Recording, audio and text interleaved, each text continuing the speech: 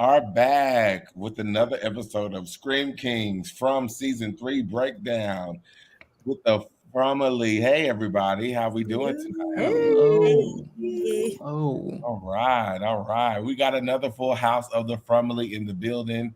I'm Tamon Kane here with my co-host with the most, brother Evo Tyrone. How we doing? listen, I'm great tonight. I'm glad that we got some awesome, Fromily in the chat with us. We got a new face in the chat tonight as well. Well, in the on the screen with us tonight. Banter creates. What's going on? Hey everyone, I am so excited to be here. I absolutely love From.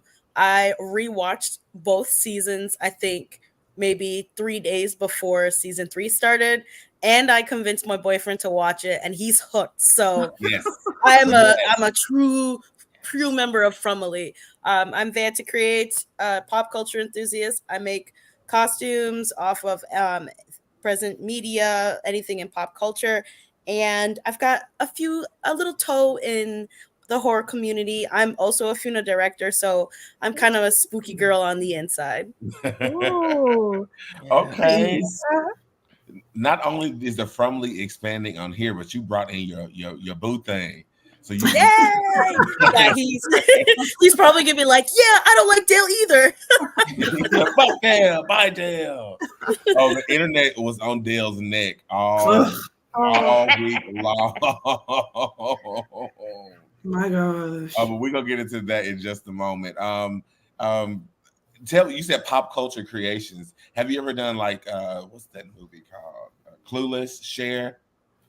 Not yet, but I made an outfit recently. Somebody said was a mixture of The Craft and Clueless, and I'm like, Ooh. okay, Okay, yeah, that sounds perfect. I can get with that. Okay, Vontas, question we always ask. Are you in the town or are you in Colony House? The town. Yeah, I don't know. Colony House. I don't know. They kind of like, I don't want to say they bougie, but they're like, they don't get it. They don't get it. I know my camera just got disabled real quick. I'll fix it. But yeah, they don't really get the whole vibe. So yeah, I am a townie for sure. Yes. It's okay. I mean, I feel like we're outnumbered. Is anyone here? I think you by yourself. In that big old That's house. what we want. That's exactly what we want. Get out. I live in the barn before I live in the colony house. One bathroom. I would also live in the barn. Yeah. Yeah, it's the misconception about the one bathroom. Yeah. That rumor, and it needs to be squashed today. We have multiple bathrooms. It's just the one that she was trying to get to. It was okay. Thanks. So you say.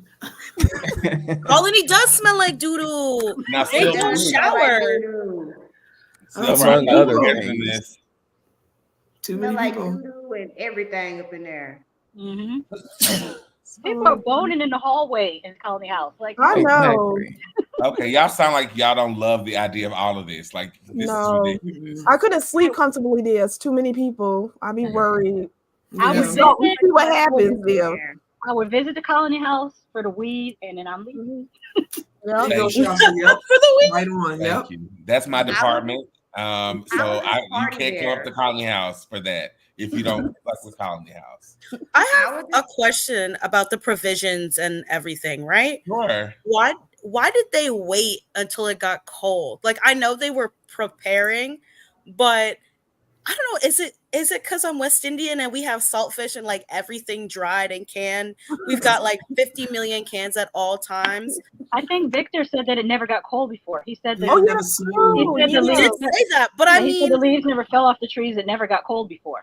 Maybe because I'm in survival mode at all times and hurricane relief, but I would have prepared for when it happens, because clearly things are, they're shaking it up a little bit. Mm-hmm. That's just my personal take. And also, how did they have I guess so many people have come through the town that they have enough coats for everybody. But I'm just like, how do they have enough clothes? Well, I think that everything is happening so fast, like preparations out the window, because this is not like weeks. This is days and hours of like the weather. I think because we see it weekly, it feels longer time. But for them, this is like the next day it's snowing. Yeah. The next day the temperature's cold. The next day the food is gone. So like they're getting it really bad, so they can't really prepare for anything. Yeah, no breaks. Yeah. No Oh, sort of breaks. like living in New York, where it's hot one day and then it snows the next. Right. Got it. Yeah. Mm-hmm. Yeah, boy. I mean, boy. He. Oh. Oh, yeah. I knew that. So even Victor's father. Yeah. Yeah. See, Oh, I'm going y'all too not much. gonna I know y'all not gonna behave with Dale tonight. I can tell. No, what is that our word? What's our word tonight? That's a good question. So, Vonta, when here on Fromily, we have a drinking game. Every time you hear a certain name, word, and tonight is Dale. When you hear the word Dale, you must take a sip. I'm gonna be drunk. That's really the point of all of this, honestly. So we can have a nice Wednesday night and go to bed, or whatever else we want to do. Yes. Yes, the drinking word of the night is Dale. So let's dive right into this episode. Well, you know what? Before we do that, Vonta, how are you feeling? Season 3, episode. Is this 5 or 4? 5. Yeah, 5. 5. How are you feeling about this season in comparison to the 2 seasons before? I think the stakes are higher. So I think it's very much like on an exponential curve where season 1 was getting us introduced, and now season 2 is like things are happening and we don't know what's going on. And then season 1 hit the ground running with Tachen's death. And so I think more is coming and we don't know what to expect. But I'm really enjoying this season. I enjoyed 2 a lot because of the lore and like trying to figure everything out. But this season, I think there's so much more we're gonna figure out, and I can't wait for all of it. Okay. Yeah, I think we're all in the same boat. This season has started answering questions. This season has took the training wheels off and really been going full speed with us. So we are all together in this. So that's wonderful. I want to sort of talk about character arcs this episode and this season. Let's kick it off with Fatima and Elgin. Oh, shit. They went down some notches. Oh, shit. Just when they were starting to rise, especially Fatima. shit. Like I was like, I ain't had an issue with her since season 1, but now I'm like, what the hell is you doing? You know, what the hell's going on? And we was hyping up Elgin. I'm not Elgin. We was hyping up Ellis last. No, we week, were hyping up Elgin too, and he's pissing me off. Not gonna lie. he was okay for me this one, but Ellis, I was repping for you, and you down again. Well, you know. You know what I was gonna say? I said, okay, at first, Fatima again. I know you guys are gonna keep hearing me say. I was trying to give her grace initially, but she lost it for me at that town meeting. Like, I got the sense that, oh yes, you frustrated, you have the baby, a lot of things going on, you haven't disclosed what's happening, but please settle down. It was that baby is a demon. Yeah, maybe that's the piece to it. No, she ate blood. No, I could give her a pass for the rotten vegetables. But blood? Yeah. At least he knows. How about all the people that knew something didn't go to the meeting? Like Jay didn't go to the meeting. Elgin didn't go to the meeting.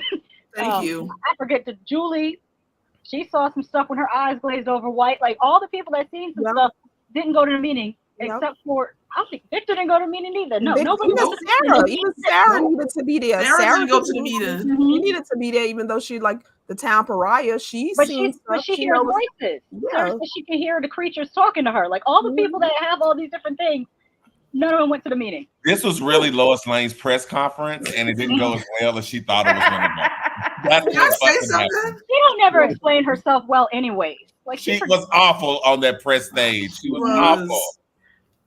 She was. I have to say, Sarah has jumped over Ellis and Fatima. Oh shit. Yeah, I say Kira. Me too. I like Sarah. Yeah. Really? So is this is the hate for Ellis, and not the hate, but the disdain or dislike of Fatima and Ellis this episode? Is that strictly about the town hall meeting? That's what I'm gathering. No, I just liked Ellis before the meeting.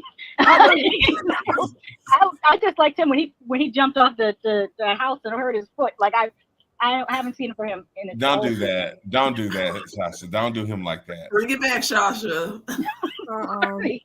Sasha gonna tell like it is. I'm just saying, after Jim, Ellis is my next most hated person. Shoot, I even put him before Randall. Wow. That is sad. Jim gets on my nerves too. Yeah, you know what? You're right. Yeah. Yeah. You know, Jim, can I say Jim annoyed me as soon as him and Tabitha walked through the diner? And I was annoyed. I was already annoyed when Jim was like, hey, I was like, oh, come on. He always so elevated. No. I actually was with Jim because I didn't like how they was playing with Tabitha. Like, give her a minute. You know, they was like kind of bombarding her. I like that Jim in that moment was like, yo, calm down. And he was like, yo, that's my wife. Relax. Yeah. I feel like Jim is always, though, is it just me? He always elevated. Like, he always on 27,000. I think his privilege is what you see before he actually opens his mouth. Yeah, I think that's the problem. Yeah. Like he's so smug. Like even when he walks in, exactly. Like here this motherfucker go. Here we go. Yeah, we already know he's about to be on be like Jim. But is this the episode where Fatima and finally told Ellis what was going on? Yes. Yeah. That conversation pissed me off so much in this conversation with him because she was just like, you won't understand. You can't fix anything. Just get away from here. I was like, Fatima, please. We didn't even get a response from him. It cut the scene. Yeah. She's so dramatic, though. What do you mean she's dramatic? She's eating dead fruit and eating fucking blood. But she should have told him something from the jump. Like, something's wrong. Not, 3 days later, hi, I'm eating blood and rotten vegetables. I think the baby's crazy. Like, bro, you should have nipped this in the bud from the beginning. Yeah, facts. I mean, I get it. How can you hide this from your partner? And it's not like I don't think he would have switched on her like that. Like I think he would have, tried to help her out, like with Ellis his character, Right. Which is did it feel too much of a character switch? Was it a whiplash to Fatima switch? Because she's always been so positive. I'm still going to give Fatima grace. I like her. I just was annoyed with her this episode, but I am holding that she truly is probably frightened, scared to death, that she doesn't know what's going on with herself and the baby. Yeah. And I'm also holding that Tabitha was so close and was the only one to get out, that there's a piece to that is just so disheartening all in and of itself. So I feel like I'm holding everyone's anguish in the midst of it. You know what I mean? I thought her character switched up last week with the tarot cards, because I'm like, you introduce yourself as this like ethereal hippie chick that's like in the crystal, and somebody pulls out tarot cards and you're like, what are those? I'm like, no, that's not how that works at all. Exactly. I know those women. I am those women. If we got crystals, we got tarot cards too. Like usually they go together. Hello, listen. She thought it was just sage. No, ma'am. We're doing some real stuff around here. He would have gotten her the bodies. Period. Ellis would have started killing people in the town. I don't see it. No. For Fatima. She only told him about the vegetables, you guys. She ain't mentioned that blood. I don't think. Nah, she was like, that's gonna wear him out too much. Like, just a little bit. I could tell him that I cheated, but not with his best friend. Like, you can it's only so much he can take. So much little pieces. It's the fact that she stuck her finger in there. It was just like it was a warm like apple pie or something. Yeah, like no comment. She was frustrated since season 2. Remember when she lashed out at the monsters when they were in the post office that night? Oh, I was mad at her then. Anytime she's not cool and collect, I'm pissed off at Fatima. That's what it seems like. Because I remember she had that nervous breakdown in the that felt like it was this season, but it was last season. Don't forget we have more episodes too, y'all. We might be beginning. This is still the first act of this season. Yeah, there's so much going on. Can we talk about Randall? I guess he is somebody that's becoming more interesting. Randall was on the chopping block the last time we saw him. Yes, he was. Can I ask you guys though? Do we think Randall has a right now? I know he got messed up. But do we think Randall really? He did annoy me because I was like, come on now, Boyd, that was a hard decision for him. He didn't purposely leave you out there. Like I was a little bit like pressed about that. Like Boyd he didn't have a lot of choices. It's like let one person die or let 3 or 4 of us die. You know what I mean? He understood that. He have to understand his own actions. Like people would have been more willing to save you if you weren't an asshole, but you was an asshole to everybody. Like you can't be an asshole to everybody and then expect them to save you. Like that's not that That's part. true. That part. In Lipton Tom, we really don't know you that well compared to everybody else per se.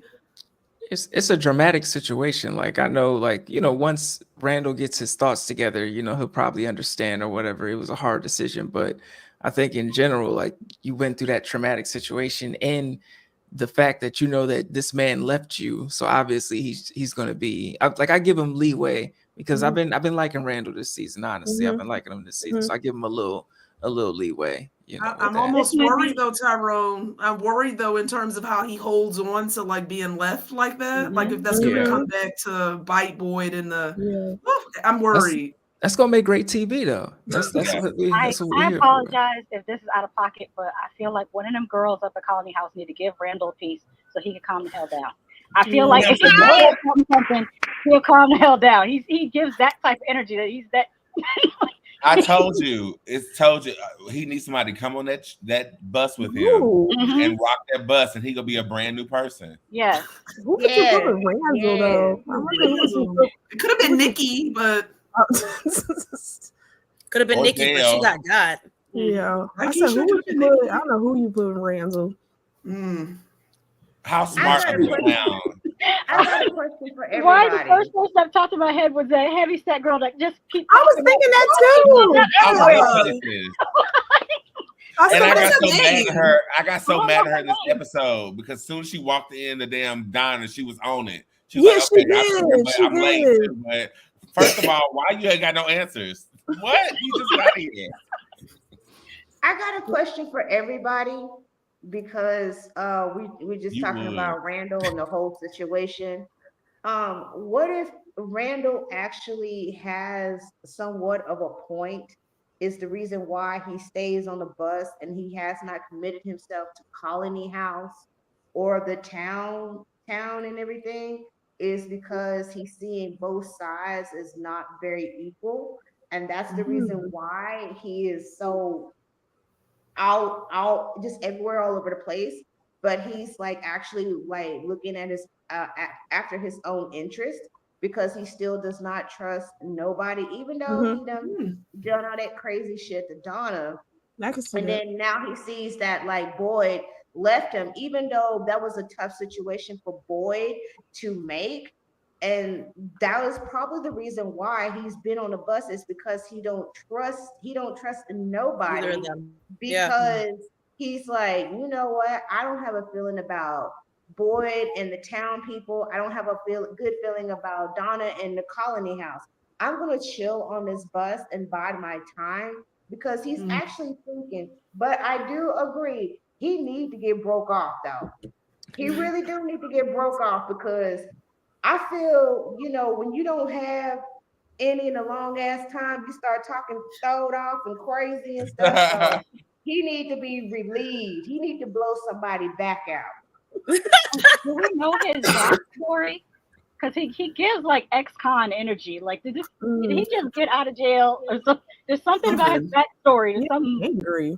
It gives I was dishonorably discharged from the army. He's like real angry. Yeah, he's real angry. Not like he's racist angry, but like he's like angry at the world.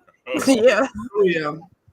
So do we have any sympathy for Randall? I have sympathy for Randall. I do. What I will say is I do think that hopefully we will get more of the backstory, but I think that Randall, even last episode, you saw pieces in terms of like, he did kind of step out himself briefly to kind of even open up the bus for the kids and Sarah. Like, it wasn't completely disconnected. Like, he did extend like helping at that point in time. So and he warns Boyd, like he beeped the horn to let them know that they were coming. Exactly. I think he is going to be someone that hopefully we come to learn more about. I just think, like Keisha said, he is keeping everyone at bay. There's probably reasons to that, but I do think there's more to him because I don't think he completely doesn't care. I just think he doesn't know what's going on, and that again makes him scared and not trustworthy. Yeah, I think that he trusts himself and himself alone, and that is dangerous. And so, and I get it. Like, I don't know y'all don't know me. I do know how to protect myself and stay alive. And I think he's smart, and he's watching their patterns, so he's paying attention to certain things. And even that skill alone may be a hint to like his character. Yeah, well, yeah. Maybe he's like ex-military or something. That's what he gives like he was ex-military. Yeah, the crew cut and the way he watches them. Yeah, maybe. Yeah. So maybe not clan member, but maybe like military. Yeah, because he seems to hate everyone equally. Like, exactly. I mean, yeah, that's true. Yes, Daryl. Yeah, he has. Maybe he started this shit. Y'all seen The Mist? You know how the yes, I love that. Dude popped it off. Yeah, Daryl brought up a good point too. I forgot he did go try to help Jim and Tabitha by getting the bag and everything. Correct. Yeah. All right. Look, our Fromily Randall himself is asking for vindication. Okay, I'm gonna give him a little bit. I'm gonna give him grace. Okay. See, I agree, Tommy. I agree. What did Tommy say? Jeff H, that's true. That whole Jim family, what do they call the Matthews family? They put a lot of people in danger with their stupid stuff, especially the. Oh my God! Even take it. Jim gets on my nerves. He didn't Tabitha in the ambulance. Like, nobody's gonna believe you. Why don't you just say, hey, don't go that way because there's a bunch of weird locals that they shoot at people. Like, why would you tell them the truth knowing that they're not gonna believe you? Like, so annoying. Like, Tabitha gets me annoyed. Jim gets me annoyed because Jim is like, I don't know what to do. Your mother's not here. And that's why Julie had to read him. And I was so glad that she did because I'm like, Jim, who's the parent right now? Can you get it together? Because you're not, you're being a baby right now. Julie the parent. Yeah, 3 seasons in, if something happened to Jim, I don't care. I won't feel bad. Y'all say that until the moment Jim is murdered, and then y'all gonna be like, oh shit. Nope, I won't shed a tear. I'm gonna throw a party when he gets murdered. I'm gonna throw a big ass party. Okay. Gone but not forgotten. Yeah, because no Bring out your episode. party hats then. No episode is even driven, so. Oh, there's your writing. There's your writing right there, Keisha. Jim gets got, and then Tabitha goes and rocks Randall's world. No, Jade. Nah, Tabitha and Jade. Jade is Tabitha. I was just going to say that something about Tabitha and Jade's chemistry. I can see that when I reviewed it since the beginning of the show, but now even more so. They have a certain chemistry with each other. Like, when Jade found out that Tabitha was back, he was like, "Oh shit, let me go get my girl. She's here." Yep. Literally, I gotta go find her. Yeah. I thought Jade had a boyfriend when he first came. Like, I thought the dude he was in the car with was his boyfriend. Me too. Yeah, I did too. But this doesn't mean he could also be bi. Like, yeah, that's true. That's true. Yeah. Oh, you guys, can I ask something really quick? Yeah. Since we kind of doing a little bit of pairing right now, what do you guys think about Boyd and BAFTA? I hate it. It's giving brother sister. It's not giving. It's giving brother and sister. It is. This is give his brother sister. I feel more sexual tension with Boyd and Carthree than I do with him and BAFTA. Damn. Yes. Carthree was fine too. Oh, I know for the priest. Yeah, he was. I have another one, you guys. 10 before that. I have another one, you guys. What about Donna and Dixa's father? Yes. No, Donna is a whole lesbian. Oh, she is? I forgot. No, she's not. She never said that. Wait. I'm sorry. It's the plaid shirt. My bad. You respect her identity. You're not going to do that to her. Sorry. She is a butch lesbian. She just looks like that. She just likes plaid. Yes, I'm reading it. Yeah, Tabitha's that way because she had to deal with Jim for her husband. 100%. 100%. They were getting a divorce. Let's not forget it. Oh yeah, they were getting a divorce. That's right. On that shit right there. Did y'all see the way how he after the whole diner situation and Jim starts gaslighting her and making her feel like shit? And I was like, wait a minute, I'm finna come through this motherfucking TV and choke your motherfucking ass. Because he was all like, oh, I'm gonna hold my wife, like I'm holding down 10 toes down, like in the diner. When they came out, then she was like, okay, I need to go help, me and Jay can go out, blah, blah, blah, to the like bottle tree. And then he gonna bust out with that, well, you just got back and the kids and everything. You need to be here for the kids. Like I was feeling some type of way right there because to me, Jim is one of them type of like people that like throw shit in your face and make you feel like shit. So I feel like with the whole situation of like it goes back to like Thomas's death, is that he does have a resentment towards Tabitha. Yeah. And so he's doing that shit and everything to make her feel bad. That's the reason why I don't like that hoe. Wait a minute now. Wait a minute. We don't have to disrespect Jim like that. I'm gonna disrespect him all through 100%, 24/7, 365 days in a year. Yep. He is still the man of that house, and he deserves I don't give a damn. Is he the man of the house? I don't know. He is not the man of the house. Julie is. The man of the house. Julie holding it down. Julie holding it down. She is a firstborn daughter. I know that's right. First of all, Jim tried to fix lunch. First of all, Jim tried to fix lunch for you ungrateful kids. Wow. It's just because it was on the screen because we didn't say it. Is Jim out? Like, is he beyond redemption at this right point? Now? Each episode, he not doing nothing for me. He just digging a deeper hole. He is a human. Yeah. Okay. He's a human. And what's that supposed to mean? What's that supposed to mean? I'm ready for Ethan to go. Oh my God. I am too. He needs to go. Maybe if he's gone, then Jim will buck up a little bit. He needs to spiral. Spiral, yep. I don't think so. Why does Teddy have to lose everything and Jim doesn't lose nothing? Don't have to lose another kid. Out of that whole family unit, Jim can go. I do love Julie now. I must say, Julie I'm liking Julie more and more as the season goes on, and I even like the friendship that's forming between her and Elgin. Yeah, because I almost feel like it's similar in age too. Yeah, that was a really cute moment. Seeing them like be teenagers, I was sick of it. I'm sick of it. Why are we why are we thrift shopping, having this moment, doing edibles? So funny. They're trying to have fun. They love old stuff. That's right, Shasha. My sister's goddaughter wanted a Polaroid camera, and they asked her why. She said because she wanted a photo that she could hold in her hand. Like they love those things. Let them have their moment. I'd rather be there than that town meeting. Yeah.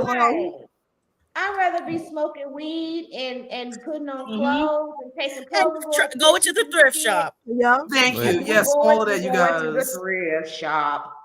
All of that. I love that. And speaking of thrift shops, we're going to take a quick commercial break. I like the segue. Yes. And we'll be right back on Scream Kings From Discussion Season 3, Episode 5, ladies and gentlemen. Tyrone got that soothing voice. I know. It has the violence level. It has the power. It has the darkness. It has the lore and witches. It has everything that you want if you like a good witch show. It does. Prior to this, we were used to seeing witches like Sabrina or witches from The Wizard of Oz or like the Charmed ones. But when we get to this, we get to see what power really looks like in a real world setting that is not fantastical completely. Like just covens in general. Yeah. Like you see like actual like girls growing up as witches and the history and all the things that came along with it, all because of witches and magic. Like there's so much world building. It's so much better. Like plot. It's a perfect show. But better than its predecessor. And I'll die on that hill.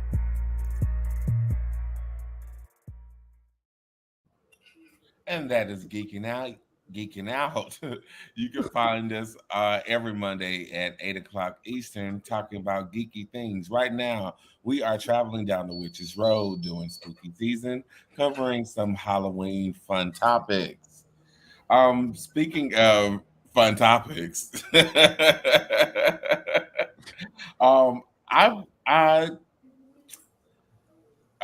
Victor and Sarah. Victor is on this quest of his own to get the rest of the information that he needs, I guess, to remember what he needs to remember. And he is thrust into like this emotional journey also when he gets to Colony House, and Donna tells him like, "Hey, also your daddy is here." And he had a little breakdown. How do you feel about that choice to write that character to react that way and feel authentic? Oh, I felt it. Like, I think that was one of the best scenes in the episode for me, like their reunification coming together. I think for Victor, I'm holding one. He's been through the most in terms of everyone there. He's been there the longest. He's lost the most. So I think that just even the realization that his dad was alive but there, like coming to grapple with that. And then when they actually meet, I was unsure how that was going to look, and it was just beautiful in terms of them, even though they're in this horrible place. To find one another. You know, his father was going through his own turmoil, right? In terms of losing the family. Just that whole scene to me was emotional. Like I really did enjoy it. I thought I loved them coming together and him having someone now truly connected to them. Yeah. And I love how they all had different expectations of what the other one was going to be. Yeah. Now, don't do nothing to his father. I'm going to be pissed. I love the scene when they were just holding each other and Victor just kept on saying, "I couldn't find my way home." Shasha. Oh, yeah. So I actually teared up in this episode because of that moment. And like this grown ass man is up here having this childlike experience with his father. When it's really he should be experiencing how he is, and it was just so perfectly portrayed in that moment. Even prior to that, when he was trying to tell his perspective of what he thinks is going to be like, I think to Sarah, he's trying to tell Sarah what he was afraid of, and he expects me to be the boy anymore, and all those things. And then it goes to show you, like, you have these fears and misconceptions about things in life, and then once you confronted with them, whether by your choice or by the universe itself. It's actually the most relieving thing possible sometimes. It's a beautiful moment. Yeah, that was my favorite storyline. Yeah. What do we think about Sarah and Victor's connection? I like Sarah and Victor's connection. I really do. They're the weirdos. I'm a fan of it. Yeah, I like them. Yeah, I think the weirdos are going to connect. And it is funny that all the weirdos didn't show up to the town meeting, by the way. Oh, yeah. True. Why y'all calling the weirdos? They're not the weirdos. But weirdos in a good way. Yeah, of course, in a good way. Weirdos in a good way, because she's in a good way. Yeah, because Sarah was funny. I love when she went to the house with Victor, because she's so funny, because you forget sometimes that she is the town pariah. She came in and was like, "Oh, what happened?" And she was like, "Okay, I'm gonna wait outside." They were like, "Why are you here?" Yeah, she's like, "Oh, right, my bad." I love that. They should have their own town meeting, the town weirdos. Yeah, they need a faction. Yes, the outsiders. I have a weird question, and I've been thinking about this for a minute. But when Julie goes up and she's at the rooftop on Colony House, and you can see that there's water there. So my question, yes, there's a lot of forestation, but at the end of that is water. So why did they never venture out more? If that makes sense. Like, why did they just stay in the house? I know it's going to take time, but why is it that they're now venturing out when people have been there for years? See, now I think they have no choice, because the crops and everything is like ruined. I feel like they have to go beyond the point in which they currently are, because everything is shifting too drastically. The weather, the lack of food, so it's forcing them to go not too far yet, because that's beyond their comfort zone. But they have to do it safely. But they have to go now. But you know, in saying that, it made me worry about this flood now with the water too. Listen, Critical knows something. Damn it. I like wait until the finale is. Oh my goodness! Oh no! No, I know. Chef's kiss. I like it that they're uncomfortable, because they have been way too comfortable. Way too comfortable. Way too comfortable. And yeah, I want them to have. I want like 3/4 of the town to be massacred. Yep. Clear them out. Clear them out. Exactly. Clear them out like roaches. Get the rain spray. Get the little roach motels and everything else. Squish them up. Do it just like Freddie. What is your value for human life? What is your value Keisha for president? Relationships and people. If they don't have a speaking line, why are they here? They just in the background. Anybody who was against Boyd in that meeting got to go. Clear them out. Yeah. I already told Mika, my two people that you absolutely can't take out right now, and I told Mika I will dip, I will abandon. Is Boyd? No, Boyd is serious character for me right now. I'm connected to Boyd. I need nothing to happen to him. Honest, I don't know. I may be on an island on my own, but for him, he's like I love Boyd. I'm completely connected to. Like, please. And even more so when he took it to Ellis and he went full Black Daddy on his ass. Who you gonna pick? No answers, Shasha. He had no answers. Yeah, but I love when Boyd got so upset he didn't have nothing else to say. Like, he got so worked up. He was like, I can't say nothing else. I got to walk away. And we all know how that feels. Like, you know what? Let me just step off before I either swing on you or, let me get out of here. But he said something. He said something really serious though, because he said what happened in there, and it really was very dangerous. It was like that's dangerous. Yeah. The stirrings that was going on. Yeah, like really pointing that out, because that can get real serious real quick. The thing that had me going with that is I often wonder. I'm like, I think it's Harold Perrineau. I'm probably butchering his name, but is he acting or is that him? Because the lines are blurred, and I'm like, that's a black dad. I know a black dad. Oh yeah. Yeah. I think for him, he's like Angela Bassett, where like anything role they put on, it's always them in that role. Yes. I know Angela Bassett's gonna do great in whatever she's in, but I know that it's still just Angela Bassett being Angela Bassett. Yeah, but no, he needed that. He said what we were probably thinking, because like I was like, when I got out of the meeting, what the heck, you know what I mean? Well, and I don't want to jump too. Against you? Yeah, I know. Exactly. Yeah, and I don't want to jump too much, but you see how Boyd was right in the end anyway, and came back to bite everyone. Yeah. And can we just say we all been like town meeting. And I mentioned like either last week or the week before, like every time that's not always going to give you the positive results that you want. And Jade understood that. Like his line was like comedic and throwaway line, but it was the truth. Yeah, the math. Well, they need a smaller, just like we said, the people who have seen something, maybe us just meeting, because that was too much. Honestly, Tabitha was awful at her press conference. She was awful. She didn't give no answer. She didn't talk about anything, her experience. And I feel like she needs to let them know, y'all, this just happened like 2 days ago. I know. Oh yeah. I think I think she gave a little, because she was saying like, they said, oh, you didn't call the police. Like even the police officer said, I didn't believe her, but she was talking, you know what I mean? Yeah, but can I say one bit of information that was so crucial? Like that they didn't share. Like I wanted Victor's father to say more in that. I felt like he was doing a better job than Tabitha, but like they didn't even talk about like the accident, that prior to the accident where he was taking her, and anything about Victor's mother and the things she saw and her role. Like that's what they needed to be sharing in the meeting. I'm like, they're missing all of these key elements. That one question was stupid. that person that said, "Why didn't you call the police?" I'd be like, "The police is here. The police is with me." And even the police officer said, I brought them, bro. Sasha, you would have been sectioned. You would have been sections. He was. And you know what? At that moment, she should have took Boyd's gun and shot that person in the head. Like, you know what, bitch? Ask something else stupid. Ask me something else. I have a question though. Boyd again kind of went a little left to me. What did y'all think about his scene with our girl, the police officer? Because she was trying. No, fuck her. No, fuck whatever no, she got what she deserved. Really? Yes, she did. Yeah. She did. I'm still mad about her killing somebody. It was the wrong time to talk to him because he was still mad about that getting shot.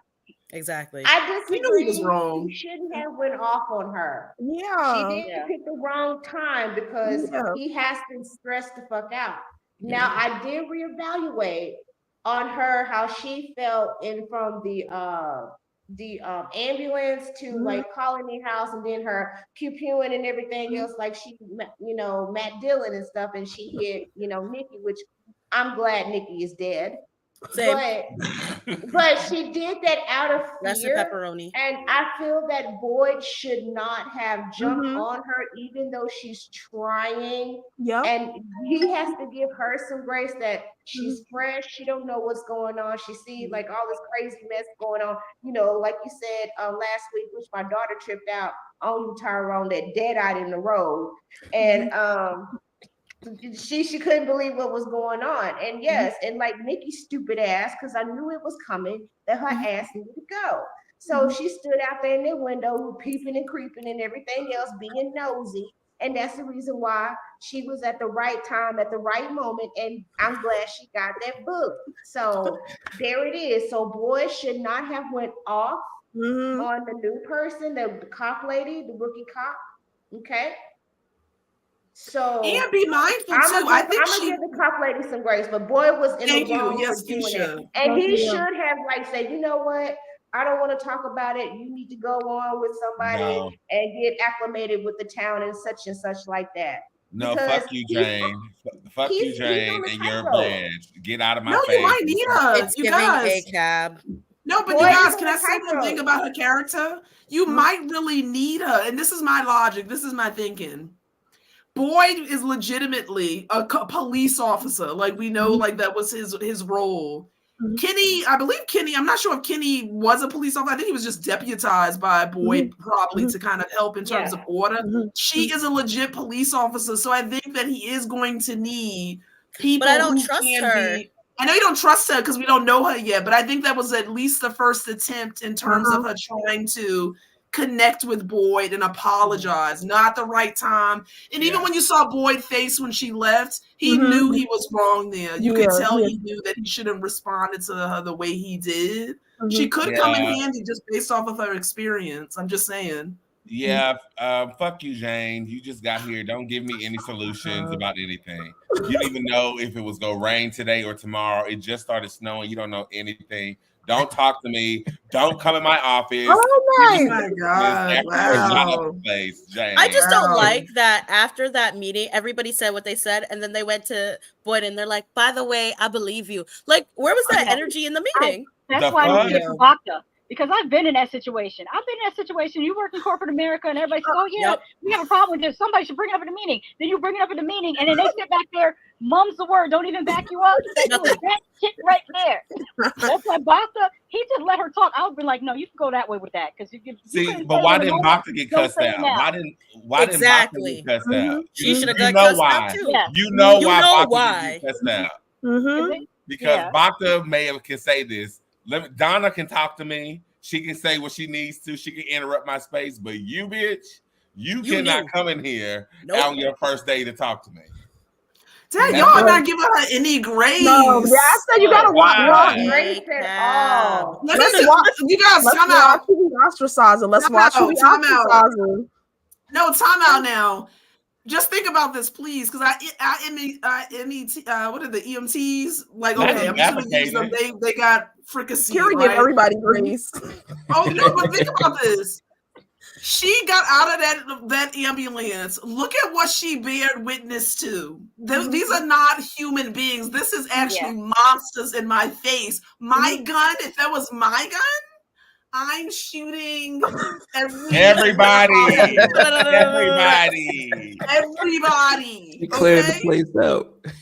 Thank you, Tyrone. I see y'all nodding. You want to inside the colony house. Like if you're seeing the colony house from outside, you would think it's just an abandoned, dilapidated house. Thank you, Shaw. She didn't know but it has charm and glam. So thanks. How many rooms are in Colony House? Enough because we found out that they had an extra room, so Victor can go. No, Henry can go and chill and relax. That's what I'm saying. Like, how many rooms are in this house? Is this like a mansion? It's too many. It's one big loft. We know old girl who got shot. Her room is free. I forgot her name. You know what? You know what, Dan? We need to drink. This is enough. Drink. Dale, I got a question for all of us and everything. And if I'll ever notice this, and this is one of my little beefs, especially with the writers, where in the hell all these damn extras come from? Yeah, I don't know. And every season, it's like they just come out of nowhere, and I'm like, yeah, and I was like, why are they playing in our faces with these too many extras in the show? Because you have the diner mishmash crazy meeting, and then of course when Dale looking like Han Solo in the swimming pool. You see some extra faces. I'm like, who in the hell are these people? Before we get to that, if it's like so many like of these town people like Colony House and town like all together, and my friend, I'm gonna give a shout out to him, Mark Miner, what's up, like that. He actually have like a really good point. Since everything is changing, the weather, all of this, the food supply, such and such like that.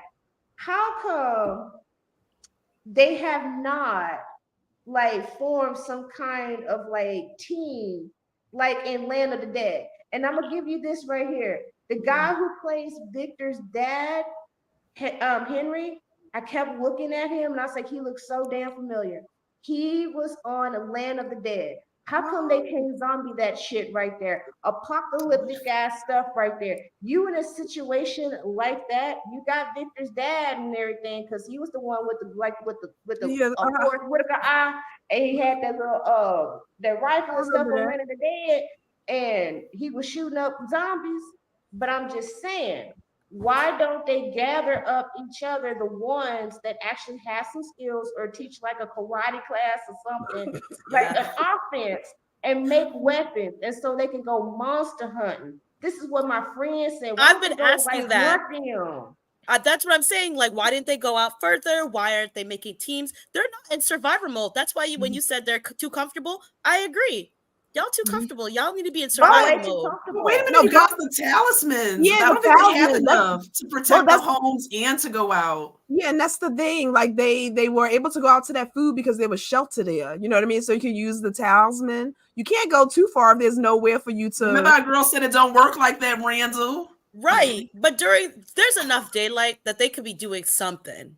They should be training people for something. Teach basic first aid. Because why do you have 2 nurses? Nobody else knows how to take a bullet. Nobody else knows how to bandage a leg. Like, come on, we're too smart. They have to use their resources. You really screwed. We lost the EMTs. I know. Right. Now, here's my next question. Remember, Victor's dad is like, where's the hotel? I mean, the motel. There's a pool and there's a motel sign, but where's the motel? Yeah, I was like, why is he the first person to notice this? You got hella people in town, and nobody noticed that but your daddy. Hey, nobody noticed this? Hell, I noticed it. Why didn't they notice it? Listen, that's why I think it should be used as a plot device, especially with these random people popping up. Like, I just need one of them to be like, do you even know my name? Do you even know when I got here? Like, and then some sort of like cerebral mind fuck that whoever the puppeteers, they're playing with people, just dropping people in and out, But I'm also wondering, why haven't they gone through the stuff in the back of the diner? Because I know there's stuff back there that's gonna like clue it all in. They're being dumb. Yeah. And it's frustrating. The conversations are not conversing. I'm annoyed. They're not conversing. You had that whack ass meeting and nothing came out of it. Why don't y'all put your brains together and figure something out? The only 2 people that went through the back of the diner stuff was Tien and then Jade. Exactly. And Ethan, don't forget Ethan. Oh, Ethan, yeah. Because he likes to play Colony back House, then. all they wanted to do was party and smoke weed and have sex. That's how they was introduced to us when we first seen the residents of Colony House. They was partying. They wasn't even thinking about trying to get out. I don't know it. Well, that's what I think was. I think everybody got complacent, and I think when Jim and Tabitha they arrived and all these things started happening, especially with Jade, you got hope, and you got these minds of people who saying, "I'm not just going to be complacent, kind of just sitting here. I'm going to try to figure out what's going on." So I think they all just were there for so long. They got complacent. We just need to be in at night, and they just were doing their own thing. And see, I just missed a comment where somebody noted 2 comments about like the hotel piece. Like, of course, we noticed the sign, like clearly the sign is there. What stood out to me with Victor's father when he was mentioning it was not necessarily like there's the sign, but what he said was, where's the motel? So it's almost like just trying to focus on the things that should be here. Where did they go? What happened to them? If there was a motel there, did it get washed away? Did it get destroyed? How long has this place been in existence? I kind of took like that from it. Like no one's even asking that questions. There's the pool, which is the remnants of a building that was once there. There's the sign. Where are these things? Facts. Yeah, that's what I say. I guess let's take a moment to highlight some of the people in the comments. I know we have a question about the comments. We're currently streaming to multiple YouTube channels, so you won't see all the comments unless we post them on the screen. So I know that was for Ty Briggs, that is dedicated to you. Make sure everyone, thank you so much for coming and hang out with us in the comments. Make sure that you like, share, subscribe, turn on those notifications. We want to see you back here every single week as we discuss From.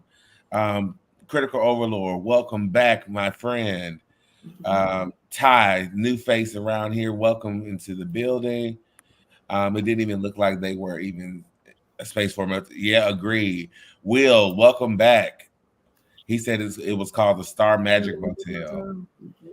Little Dirty X. Well, welcome back, Little Dirty X. Let's see. Darrow's good to see you as usual. Weapon Doug S. Welcome back. You know about those weapons. You know, Donna was going off on Boyd about. You know, they literally rip people to shreds and we shoot them and nothing happens. So building weapons out of rocks and sticks is not going to do anything. But what happened to the bullets? You can still work something out. You can to do what? They have to think. They got to think of it in a more mystical way and not practical. Right. Well, what happened to Boyd's bullets with the goop? Yeah, we haven't talked about that since last season. Oh yeah, when he was able to kill one. Yes. We have Vanessa Wicked. Welcome back in the building. All right. We also have Michael Anthony in the building. We have Cal in the building. Yeah, Cal. All right. Anna Babe. Welcome back, friend. We have In Love and Horror. Thank you, everybody, for coming to hang out with us in the comments. So yeah, this episode, you know what? I feel like we're getting closer to like that that slow down part of the season, where the action starts to decrease and we get more of like character development and more of those. Wait, he rolled his eyes at character development. Because like the first two seasons, character development. I only did that because I only did it because the first 2 seasons that's all we really got and more mystery. And so now we are at a point where okay, we understand their choices, we understand the character, and not saying you can't grow them any further. It's just please grow them further. Yeah, please always continue to grow them. It's just use them accordingly and reveal things and kill them off. Okay, that's all I have to say. Oh my God! I love the energy tonight. Ask the right questions. Fans were disappointed in group meeting, but I thought it was accurate. Also, it showed Fatima is changing from bright optimism to darker. I said that last week. Yes, that's a good point, Will. Fatima is shifting. Do we still think that she's going to turn into the kimono ghost? I don't think so.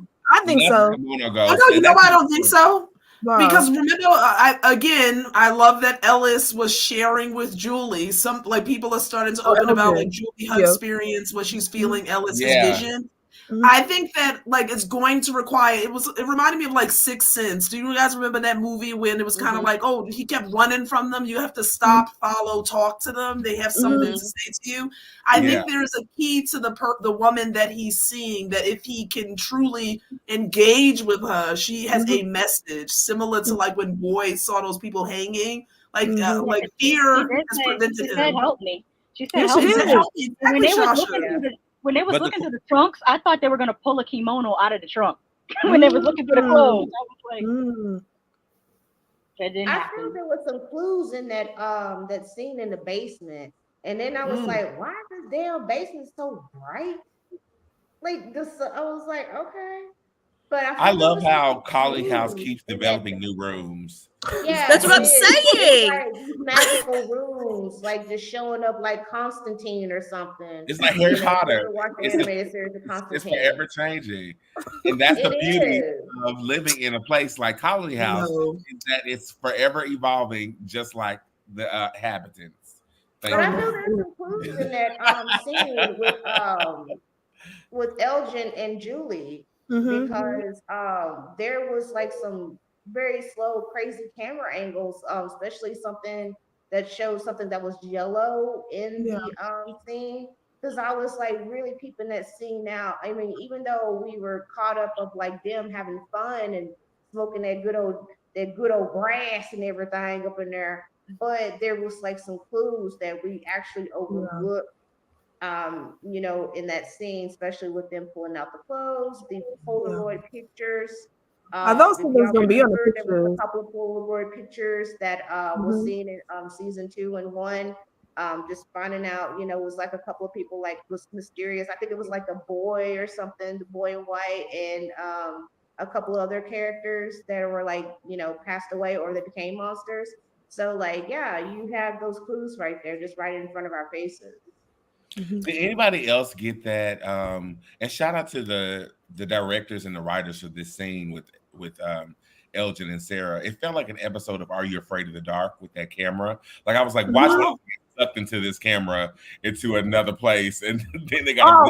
You know how that part of the episode of shows, and now they got. I thought something was going to be on the cameras. I thought it was going to be like the woman on the camera, like when the pictures developed. I just knew they were about to have their own adventure. Like they had the clothes on, they were smoking, they had the camera. I was like, this is perfect 90s episode of Are You Afraid of the Dark? So, Little Dirty X said in the chat, Elgin's about to take a photo of the town and reveal the missing motel.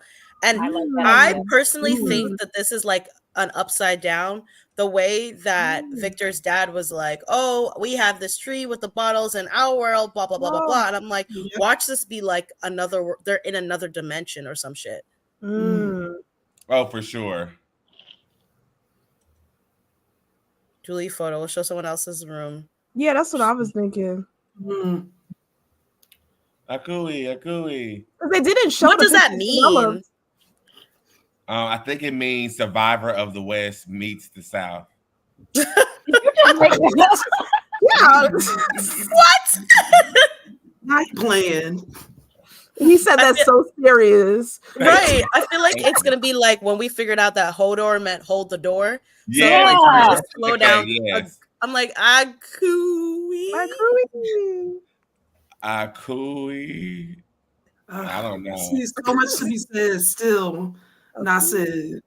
Were there any standout moments from this episode? We got to talk about the pool. Oh yeah, we gotta talk about that. Would be I'm not ready to get to Dale yet. Take a sip too. Take a sip. You got to drink. Yep.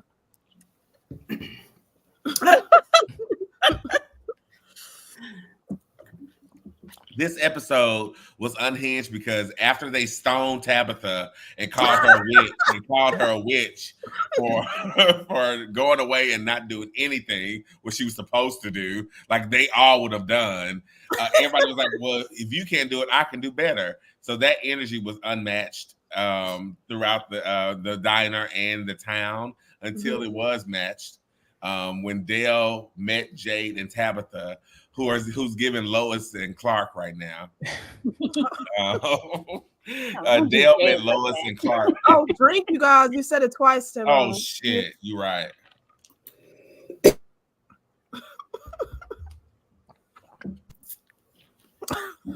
Keisha, no.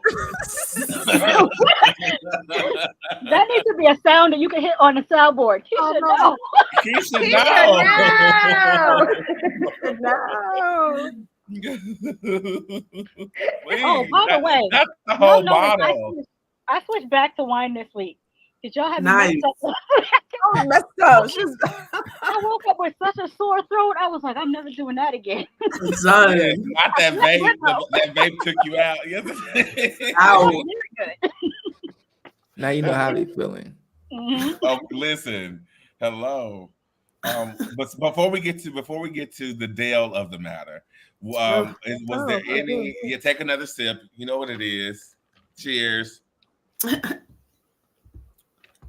Was there anything else that stood out for you in this episode? Jade not taking everything well. I think Jade is all the stress and things is starting to get to him. You know, I feel like he's, you know, even though I give Jade a lot of shit, sometimes undeserved, sometimes deserved, but I feel like he's starting to you know, shake a little bit. I feel like he's starting to, you know, he's gonna be a much of a man by the end of the season, probably. Then we rebuild him the next season. Well, Tyrone, I wonder though. I think the bottles a little bit not gave him a boost, but I think he's now has something to focus on in terms of what these messages and numbers and these bottles mean. So I'm hoping that because his mind, we know that he is so brilliant in the sense of like his goal is to solve, to be able to think outside the box, put these puzzle pieces together. I think when he's unable to do that, especially in this place, he's becoming more unhinged. But perhaps now he has a new purpose in terms of Tabitha taking him to this tree and trying to figure out what's in the midst of all of these bottles and what they mean. It could put his focus somewhere for the moment. I don't know. Yeah, and that is true. And to add to that, he also has the book, and I think he's walking down the same path as Christopher did. And it feels like he is. A lot of these characters are echoing characters that we haven't like from the other years. It feels like a lot of these characters, like Tabitha Miranda's connection, what's his name, Jade and Christopher's connection, Victor's connection to everything. It feels like things are coming together and merging, and answers are getting ready to start popping out. So I'm excited for that. But I'm scared that Jade may actually lose it, and that will be the demise of his character, and will be the last time I watch He needs the to start drinking water more. Jade needs to start drinking water more, because that damn piece that he did in the snow, baby, that was dehydration. He needs to start drinking more water, and maybe he will get his mind together. He will gather it up. He is losing it, but that drinky drink. That's not the same line for him. He needs to start drinking more water. That's all I gotta say. I'm gonna give him the same prescription as Randall. Get broken off in the colony house, and he can have some post nut clarity. Screaming, Tabitha needs the post nut clarity. Colony house. That's so the question is, why doesn't Jim get the same grace for? He needs a post nut clarity. Oh my god! Oh my god! I don't think it would work. I don't think there's anything there to clarify. There's nothing going on. It's like a hamster on a wheel inside of Jim's head. Yeah, he probably hasn't had none either. He hasn't had none. No, I see why though. Tabitha was going through the divorce though. I do see why. Thomas, that's just Jim. Don't bring that up. That's not fair. Do not bring up their relationship. And he's got children. You would think if anything would pull him out and get him on board, like it would be his kid, but it don't make no difference. There are times when his son has more clarity than him. Like when Ethan was in the diner, exactly. He's cleaning up. He's like, I got to clean up because this is what Tian would do if she was here. Like he had more in that moment, more on the ball than his daddy. He's a child. And he even said to Julie, like even their conversation, like too, recalling when they said they might be all that's left. They're gonna have to take care of one another. Oh yeah, because I said, oh, Jim he probably gonna go by the wayside at some point. That's true. Because Jim went out. The fact that Ethan realizes that is crazy. Ethan's so young for him to be like, my dad's losing it and my mom may be dead. So all we got is each other. Wild. That poor child. He's traumatized. First they try to kill him. His life is over already. Like let's just make that perfectly clear. Yeah. He's screwed. If He he needs comes therapy. out of this, he's never gonna trust anything ever again. He's gonna always have an imaginary friend. And he's probably gonna name his kids Victor and Boy and White. No, he got a lot of insight though for a kid, because even when he was walking with Victor's dad, that conversation that he was having, like how he explained Victor, like he said, we fight sometimes and he goes away, but I think that's how he processes it. I said, well, Dad, you know what I mean? He really, and, you know, and I'm gonna use the word again. I'm gonna give Ethan some grace. No, because Mika, we had this conversation. Listen, we had this conversation, you guys. We have to acknowledge he is the only non-adult in this town, the only child. Like, there's no other children here. Like, Victor probably is the closest thing. I look at Elgin as a child. Elgin might be 18, 19 years old. He's still a child. Ellis is a child. Elgin is a child, and Foxman has a child. And technically, what's his sister's name? Sarah. Julie. Julie's technically still a child. She's 15 or 16. Like a little kid, you guys. Like little kid. Yeah. Well, listen, since we're talking, if Victor can handle it for 40 years, so can Ethan for 3 weeks. Ethan, please. Since we're talking about children and the future of things, we're focused on the future of this show right now. Let's get into these brief commercial breaks on this current episode of Scream Kings. Ladies and gentlemen. Segways.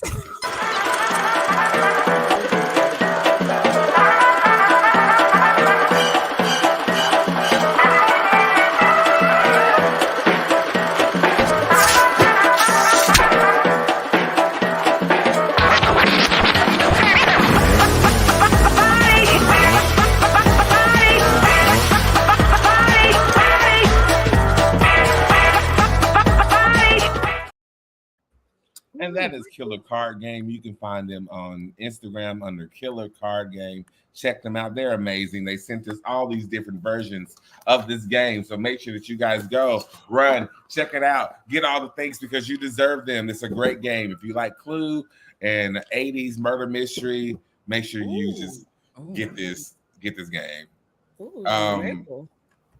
And also, if you want to promote your events, your things, your shows, reach out to us. We would love to promote your stuff. We'll put your clips out here, all the fun things, get your things shared and liked, all the fun. All right, guys. Now is the moment that we could talk. Yes.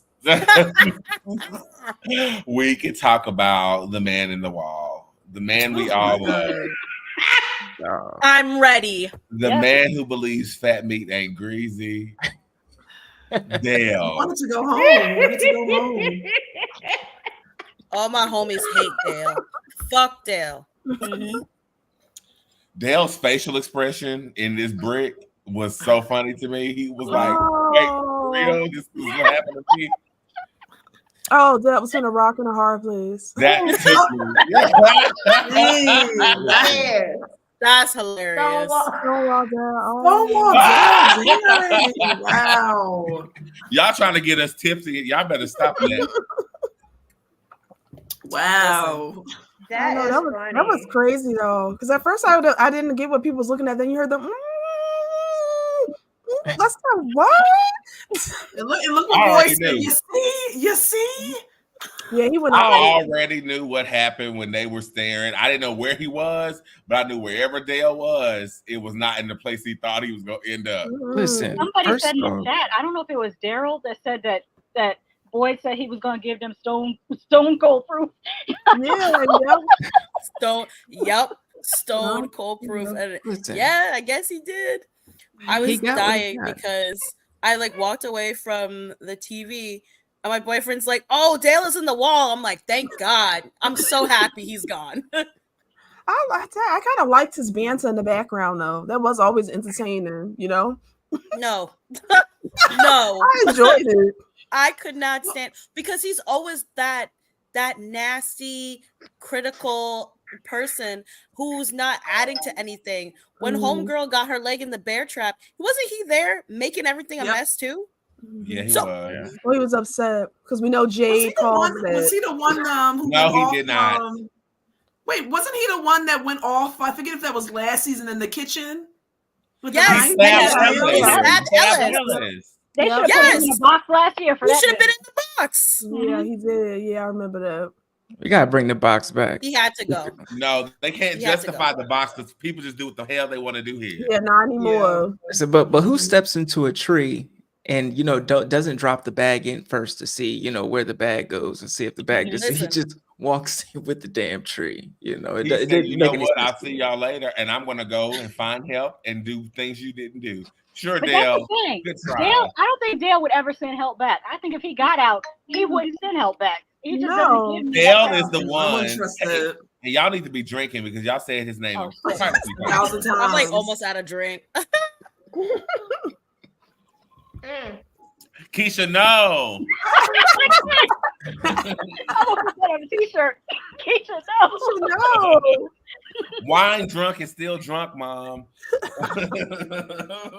Wait, were you guys shocked that I was actually shocked that not more people got up from the diner and like followed into the tree. I was like I was surprised by that. I thought he was gonna start like a movement. He was like, I'm out of here. They're not about that life.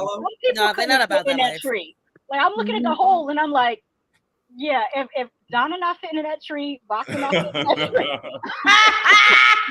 Elgin not fitting in that tree. What do you call it? It's a body shaming tree. A body shaming tree. No, it's like Santa Claus. All you got to do is touch it, and then it'll just.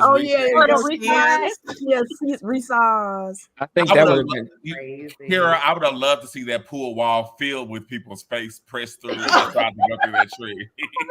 Listen. It would have been too messed up if they would have not let everybody get into that tree. If it was just the people who couldn't fit in the tree left behind and everybody else got to go home, that would be it would cause riots. Body shaming. Do we think that taking out those numbers from those bottles reconfigured the tree's location, drop off spot? That's what I'm thinking. I was thinking that possibly. too. Like those could be coordinates or something. Mm-hmm. Okay, I'd never say this, but Jade, first of all, you fucked up the little tiki torch man. Yep. And now you broke the bottles by taking the numbers. Yep. Again, he keeps thinking scientifically and not mystically. Yes. Things don't matter. They matter in this world. Yeah, there's a reason for it. Hey, drink water. She's so funny. Well, because he do need to stop drinking because that's not helping him at all. No, you know who they need for the trees? They need Victor again. Don't forget that Victor was crucial in helping Tabitha get as far as she did. Because he's actually studying the trees. Yeah, he was measuring how far they were. Exactly, Shasha. Well, why haven't they drawn a map yet? Well, they do. Victor has a map. Victor has a map. Okay, but Victor has a map. This is what I'm saying. Like, there's so many things they're not using because it's drawn out of crayon, and they're like, no. It's ability shame. It's ableism. They don't believe that he would know anything because in their mind, oh, that dude is like either slow or he's stunted through because he is. But that's what you need to be asking. If he survived this long, you need to talk to him. Yeah, there you go. Is he tapping the buried all his memories in a time capsule and still don't remember? That's a problem. Go back to the people who needed to be not even in the town meeting, form their own secret society circle. No, but he did. But Victor, when Tabitha wanted answers, when she was on Victor, show me, he was able to get her to where she needed to go. So that's why I said Dale was on his own jumping in this tree because he didn't consult nobody. Jay tried to talk to him, but he got too frustrated because he don't know how to talk to Victor. So he was just demanding Victor give him answers. It's like Victor speaks in a certain way, and you just got to decipher how he's speaking instead of just our neurodivergent king. Yes. And Boyd told them he was stuck in the chimney. That's all I needed to hear. Right. He said, I barely got out. Are y'all fucking kidding me? Thank you. Like, why would you not listen to the people who have gone through these experiences? What do you? Thank you. I don't know. And here come Dale with his stick and cloth packed bag, like he's about to get out of here. Yeah, Dale, you gotta take a drink. I said his name, so y'all deserve it. Oh, you see, Boyd was about to. I mean, he ended up losing his life, but Boyd had the gun ready. Ty brings up a good point. He says Boyd's note said 1864, and he went to that time. That's why the dungeon was in the ruins when he came back. Ooh, okay. Wait, say that again. Give that back to me. Ty Briggs wrote, yes, Boyd's note said 1864, and he went to that time. That's why the dungeon was in ruins when he came back. Yep, I remember. Yep. Yes. Oh, that's true. So maybe the last note, it was like what, 2659? Yeah, maybe something like that. Yep. February 26th. February 6th, 89? It was 26. Someone said that too in the comments. I saw what the date was. Let me go scroll up. 2659, wasn't it? Yeah, wasn't it? I was, and I saw someone. I thought. So 59 would be nice. Yeah, 2659. It was Daryl. That'll be February 6, 1959. Ooh, look at that. And 40 years from then was what? Oh, don't give me that. 1999. Oh, never mind. Yes, and 1864 would be the Civil War soldiers. That's what I'm thinking too, because they keep popping up. Oh, I'm trying soldiers. Yep. Yeah. So if they're civil, do we know, or are they in Maine, or are they in like arbitrary East Coast because it's snowing? They all came from everywhere. Yeah, right. Like, so everyone Victor's came dad from was in different Maine. parts. Yeah, Victor's and it's dad never was in snowed Maine. there before. Like I'm holding everyone who's there have been there for longer, different durations. But if Victor has been there the longest, and he said the weather has never been cold. Never been cold. Yeah. That tells you, like, Ty also, also says that Martin had a Semper Fi or Semper Fi, I'm not sure how to pronounce it, tattoo. That model was adopted by the Marines in 1863. Wait, who's Martin? Martin is the guy that was chained up to the wall. Oh, he had a name? Yeah. He had a name? That's crazy. I'll be screwed in this series because my mind I can't ever get out of escape rooms. I'm dead. I'm never figuring this stuff out. I'm like, something in this place is Will Smalls is right. Something in this place is related to American history. I agree because there's a lot of like Americana facts like popping up, and I'm like, interesting. Yeah, better get some answers. Tabitha was tossed out of the lighthouse. The lady in the hospital said they found her unconscious in the woods outside. Camden. That was Maine. Right. Camden, Maine. But the thing is, there's Camden, Maine. There's Camden, New Jersey. I think there's Camden in Pennsylvania. Like, we should make a law against that because in America we have too many towns that are the same name. Like there's hella Springfield. Like we have a Hollywood, Florida. Like why don't they take that name out of the books? Like once a town is named that. Every state has the same name. But you guys think about this. It made me think about Tabitha ending up in Maine. Remember, like I'm holding that she has the same gift that Victor's mother had. And so the little boy in the white, I really do view him as a good person in the sense that he pushed her out and she specifically didn't went back to where it all started, where Victor was from, his family, the tree. So I think, you know what I mean? You're right. That's what ticked me off about the car accident. Because she flipped out about the bracelet. Like, if this woman painted all these paintings of the place that you just came from, then who's to say she didn't make the same bracelet you made? And you flipped out for literally. Yeah. You mean the bracelet that she could have made and you could have bought later on? Yeah. Exactly. Yes. Even though that's still a coincidence, that's still a huge coincidence. You think it's I was like, do you think it's a coincidence or you think it is the same bracelet? I don't think it's the same bracelet because remember, all her paintings were foreshadowing everything in that town. So she had some kind of psychic ability. So the bracelet probably looked like the bracelet Tabitha made, but the woman didn't know that this is a psychic vision that she's having while she's making this bracelet. Yeah, she probably saw that in one of her visions. And made it. My question is, how did Tabitha know to find Victor's dad? Like, how did she know his address and everything? The boy in white, remember? No, the address was inside the lunchbox. And it was in the lunchbox. Okay. Yeah. Okay. Just wanted to make sure because I was like, but I agree with Shasha. That freak out pissed me off because they were so close to the close. Tree. Yeah. Yes. Speaking about the trees, because that's one thing that got Dale screaming, and let's check out what the other folks are screaming about on social media, ladies and gentlemen. Oh, I can't wait. Oh my God.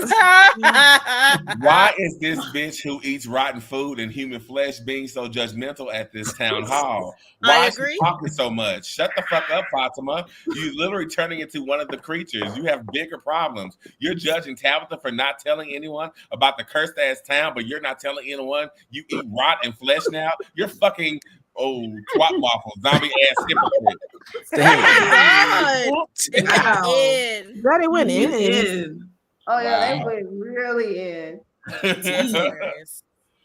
Thank you, Bean Nikki Barnes.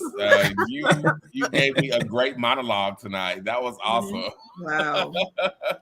That's hilarious. Hereditary worthy. Let's go. Yes, it was. This episode was not just wow. This episode was not just a way to shut down the residents from Ville questioning Boyd, but also shutting down the Dales of the internet, saying how easy it would be if we just all gathered around and talked. Oh, you sweet summer child, welcome to politics. Oh, wow. Wow. Summer child. No, I gotta use that. Sweet summer child. Wow. That's shade. You sweet summer child. Yeah, that did shut it down because I was about that town meeting in life, but not anymore. I just underestimated the stupidity of the town. Yep. Put it together real quick. Big mistake shunning Acosta and Boyd, realizing it immediately. Exactly. How badly she screwed up the ambulance arrival. Acosta had a great idea for preventing more hysteria. Watch Randall scoop her up. What did I say? Don't ostracize. Watch you ostracize. Agreed. And she about it. Like, I feel like her and Randall start their own faction, maybe at a third, All they need is some plaid, and some chewing tobacco, and they be the perfect couple. Oh my gosh, that could be Randall's new Machiavelli right there. Exactly. No, she's gonna come back with Boyd. I think she's gonna be. I can see them partnering. Randall, baby, did you get out that gun that we needed for that? Come on in here. Yeah, that's exactly what's gonna be happening. You know what might happen? I bet you should have a conversation with Kenny, and Kenny explained to her about Boyd, and she's like, "Oh yeah, I get it." They probably played a mediator. Yeah, this one cracked me up. He's so right. Any meeting with more than 3 people is basically pointless. Period. Seriously. It is. Period. Agreed. I concur. Then Faraway Tree said, "You don't have to bury Dale. We'll do it for you." Love that. Love that. And the Faraway Tree stepping out. Yes. Cold-blooded. Oh, the internet is on Dale's neck. And y'all better start drinking. I know that much. Not Adele. Even Ghost Ass Thomas? I seriously hate the entire Matthews family. They're insufferable assholes. Every single one of them, even Ghost Ass Thomas. I know that's right. Wow. The Matthews got no love. Like disconnect the phone at this point. No. Girl. He told Jim, "They're not your kids, bruh." Excuse me.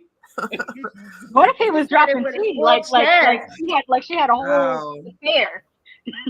He's trying to break their family up. yes. Wow. Being Nikki, you are on one. Right? Nikki Barnes. Everyone tearing each other's faces off at the town meeting. Literally. Meanwhile, Elgin and Julie. Vibes. Straight vibes. Love it. Like, bruh, did you hear about the meeting? Bruh, are you going? Bruh, this not the meeting. There's a meeting? Fatima really got some nerve telling Tabitha what she could have done better when she eat a motherfucker. They are on Fatima's and Dan's. Yeah, she neither. Yeah, this episode. She is getting wow. up hard. And she was on Tabitha. Well, I guess you could say that Dale got stuck in between a rock and a hard place. Don't do Hilarious. Dang. And their name is Helga Pataki. Hilarious. That's funny. I feel like Captain America. I don't get that reference. I'm screaming. Helga Pataki. I love it. Yeah, what is the Helga Pataki? From Hey Arnold. Oh, yeah, from Hey Arnold. Oh, wow. So, since we've seen all of the little memes and stuff, I think there's like so funny. But I did join a group. It has a lot of people that discuss a lot of theories about prom. So one of the things that I've been like, observing is that there's fandom and having so much fun like we're doing now, and then there's obsession and toxicity. And I noticed that and I was like, oh, I need to leave my ass out of this damn group. I mean, it was some fun things that they said. It was like one of them. I had to laugh so hard because I was thinking the same thing. I did mention like who is giving these fresh cuts in this town. Everybody here is just clean and shit. If somebody said, who is doing Bafka's braids? Is there a braider in town or something? Yeah, because I don't think she had braids last season, and now she has them. Like, I don't know where you get the pretty hair. I thought she had locks. Yes. She did? I don't remember. She had a bust down. Who is doing braids in this town? Because I want to get hooked up by her too. I'm gonna have to go back. I don't remember. Yeah, I'm gonna have to go Keisha, back. I heard it's you. I heard you in the town doing the hair and makeup for everybody. I heard that you sent Tabitha to that meeting with this new bust down. I want to go visit Keisha just so she could do my makeup and put some lashes on. Oh, yeah. I gotta do some lashes tomorrow, and then I gotta go DJ Saturday. So look at that, nice, Keisha. Listen, she is booked and busy. Booked and busy. Fromily will cut you. Fromily will cut you. That. Is there any characters this season so far that you are wanting to see more from or expecting something? Tilly. I love Tilly. Yeah. Elgin. I need Elgin to speak up. I'm tired. I'm annoyed with Elgin. I've been annoyed since he got his Jeeper Creepers ass off the bus. Literally. I love Tilly. I want to learn more about Tilly. You said Tilly? Oh, the old lady. Right? Yeah, I like Tilly. Yeah, I like very much. I think Tilly actually is she's actually gonna be watching Fatima, and I think when she said that, I think that's important, like someone to keep her eyes on her because she was really freaked out about that Raven. Stay away from Fatima. Yeah, she was freaked out about that Raven. Whatever powers that be didn't want her to read those cards either. Like they made sure to not let Tilly read those cards. Those cards, yep. And she tried that again, and we go make sure for real.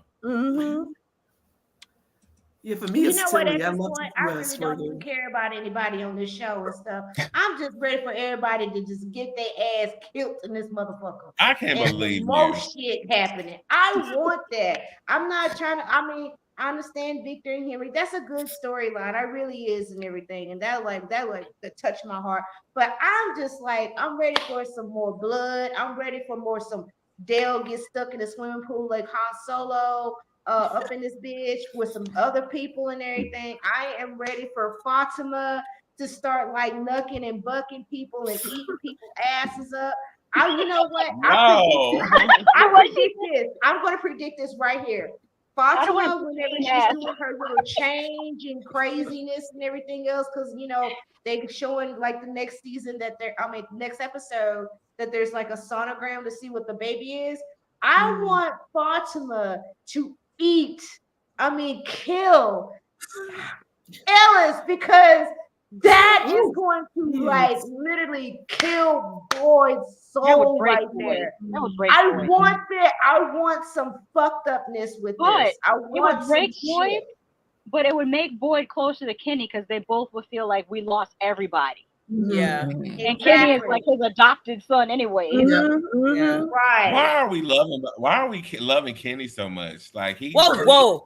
Hold on. Whoa. That's my boy. I love Kenny. I love Kenny slander. This is the Kenny love zone. We were introduced to Kenny playing chess with his daddy with Alzheimer's. Mel hate about Kenny. Like everything he does is so good-hearted. Like, I don't play with Kenny. He's Russell from dead. Up, grown up. Like leave him alone. I love Kenny. I love Kenny. Yep. I like Kenny. Like, oh my God. Tyrone, please. Yeah. Listen, like Kenny. No, I like Kenny, but let's not act like we wasn't dragging Kenny through the mud like last season. You know, with his pain. I was dragging him for wasting his time on Paramedic Girl. Like she you Kenny, let it go. Yeah. That's fair. And I still love me some Donna. That's right.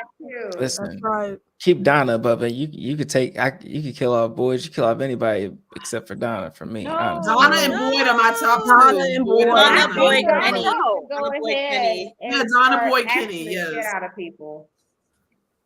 I want her to turn into like American Psycho because she's gonna lose it. Keisha, that's enough. I'm feeling realistic tonight. Keisha, no. Keisha, that has to be a t-shirt. Keisha, no. If Donna did go, like I was hoping that Bacta would take up the mantle, but she can't even stand firm in her shit in front of a group of people. She want to talk to Boyd in private. You talk in front of a group of people, you can't lead. Well, she said she got him next time. Yeah, well, we'll see. No, but Donna did. Donna kind of left Boyd hanging too at that diner, though. I will say when he was talking. Yeah. Vonta, who are 3 characters that you would put on the chopping block for the end of this season? Fatima. Easy. I know Elgin has a lot to say, so he's annoying me. Oh, Fatima, Jim. Who else would I put? Ellis. I don't want to put Ellis because he's kind of cute, but I would also put Ellis because, like you guys said, that would break Boyd. I kind of want Boyd to lose his mind. Like, I love him as a character, but I want to see what's it going to take to break him because that's what this town wants to do. It wants to break him. So I just want to see what's going to happen. And he's entertaining when he's broken. Like when I'm still picturing him when TM cast and he was cradling that body. The body and he started kicking that leg. I was like, oh my God. I know. He cast his whole body. Any predictions about what we're going to experience next week? And next week's episode is titled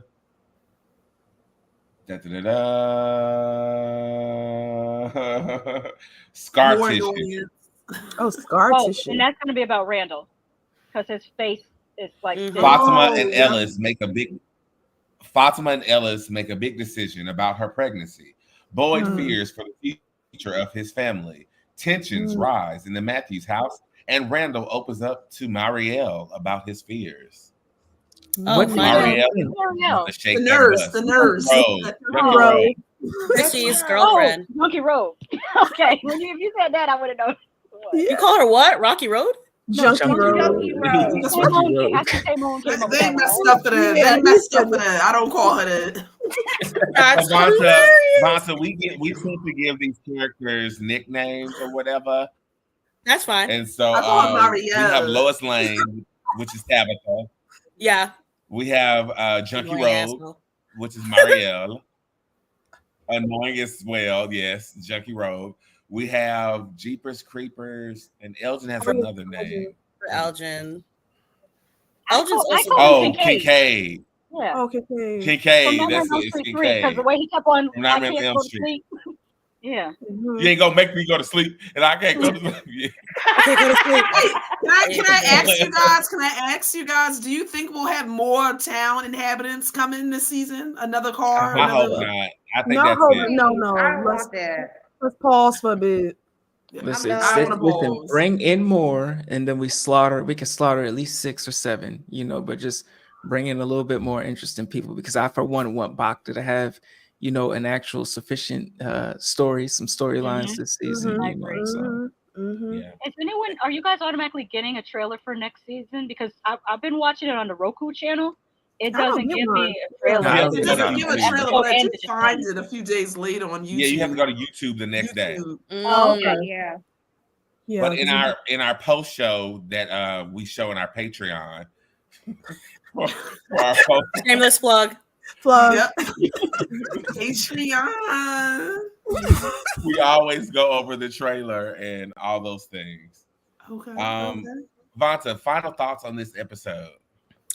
I love this episode. I think, like I said before, the stakes are getting higher, and I feel it. I feel it brewing. I'm really enticed by what's going to come next because we don't have any answers, and the show keeps giving us more questions and no answers. So I'm glad they're adding a lot more elements. So we've got, different perspectives, and I'm happy that Dale is dead because all my homies hate Dale. Fuck Dale. Drink. Fuck Dale. Fuck Dale. Fuck Dale. What? I ran out of.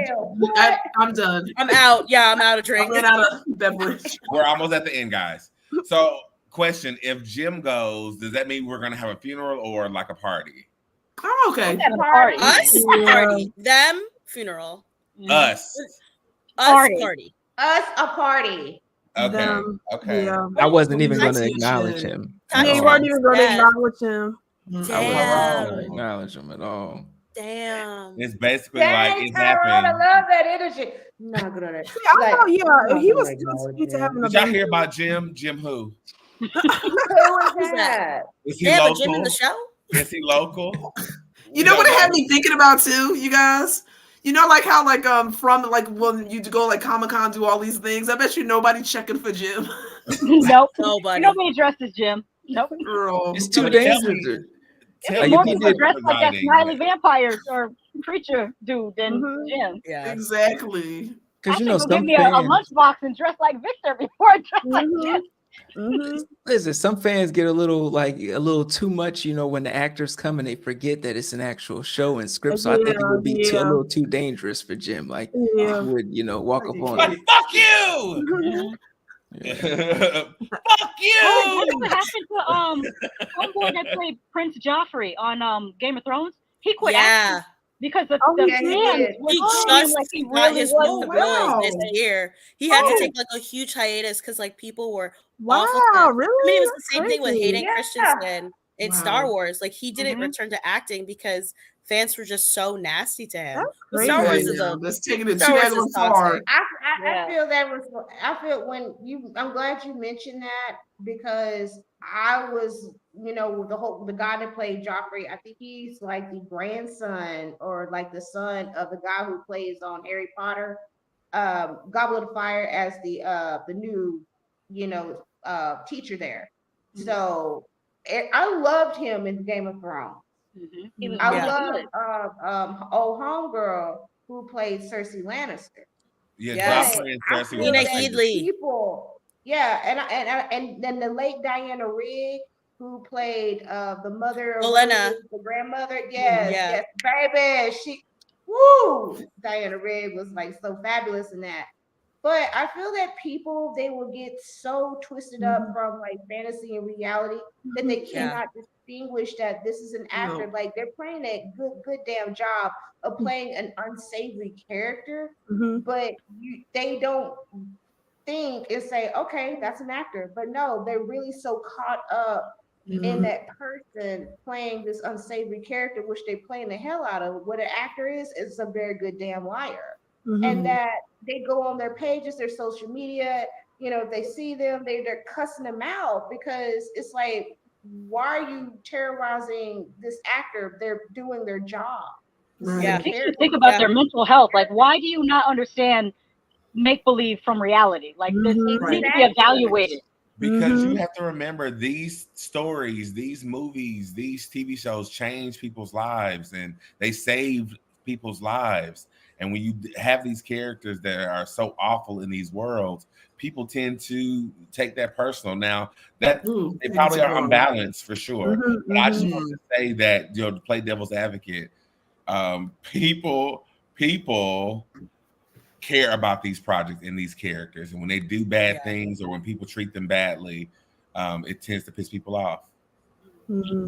But I love Joffrey and Cersei. They were the best characters. We're not taking people out of the streets, though.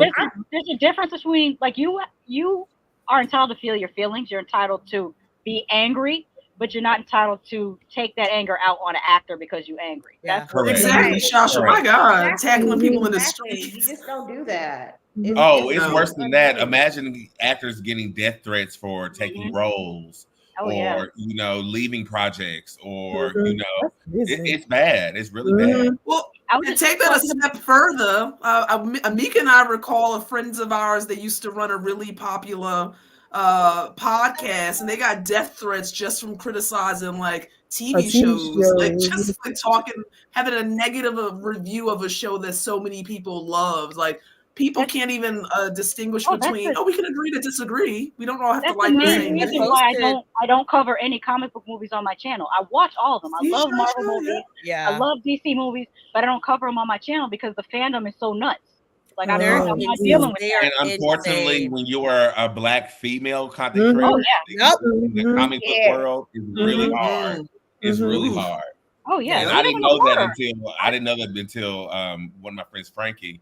She said, I didn't understand how that world is ran by people straight white men. Like, yes, thank you. It's straight because so I made a post about who would win in a fight, Toph versus Wolverine, and I asked the question. First of all, it went viral. I had Olympians chiming in, which I'm like, aren't you supposed to be swimming? What do you pay attention?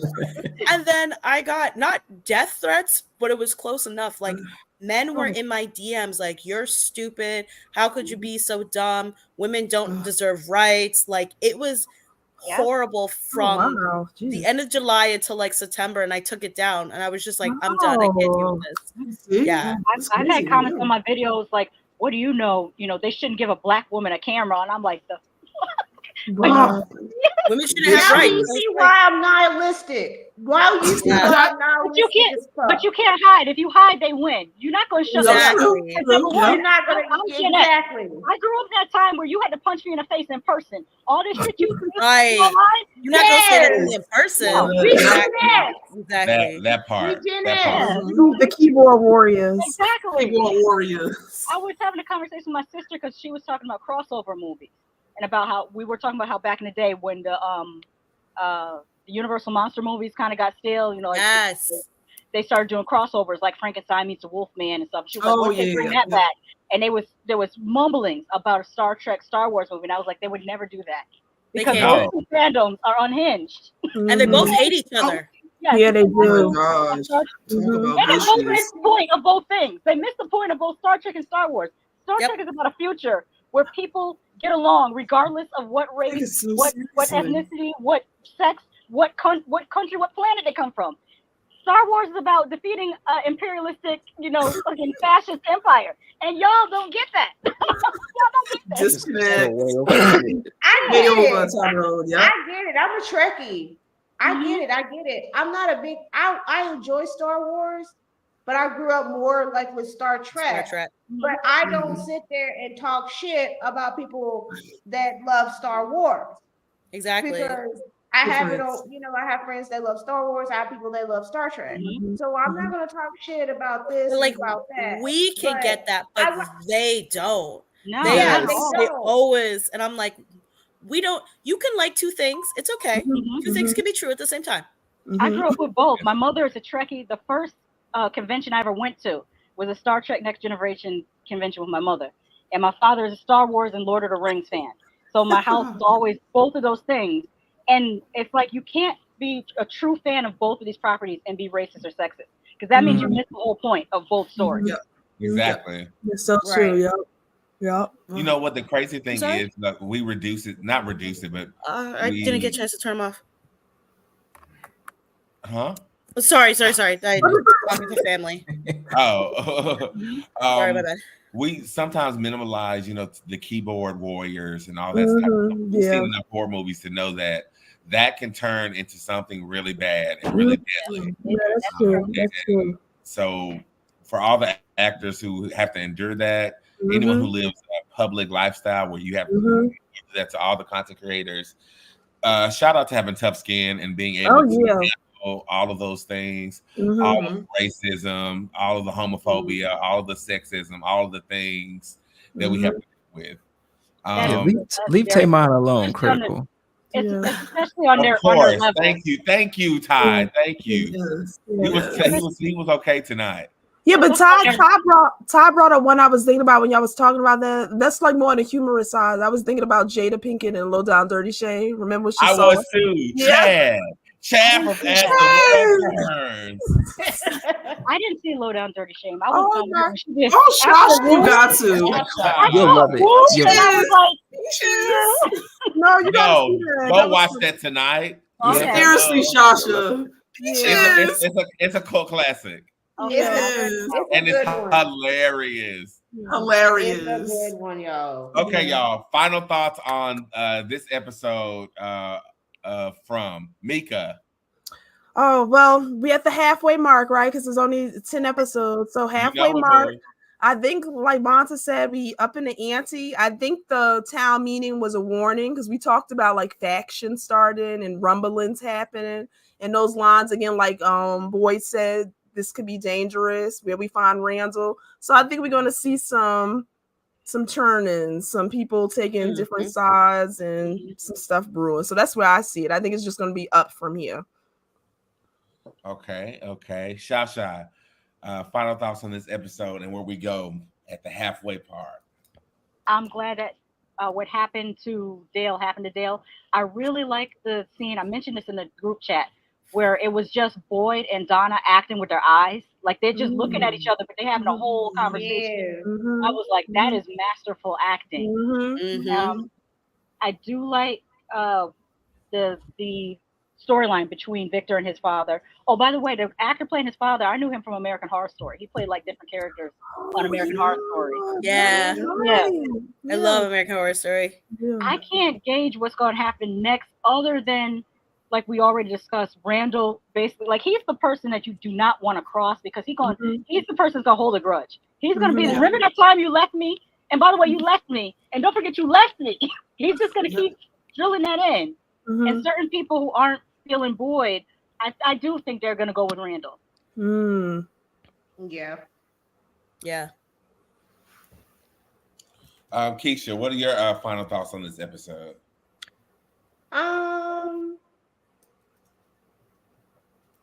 Not much. Like, glad Dale's dead. Okay, great, wonderful. I just feel that like this one right here, it just shows like how a lot of people in the town just lack a whole bunch of common sense.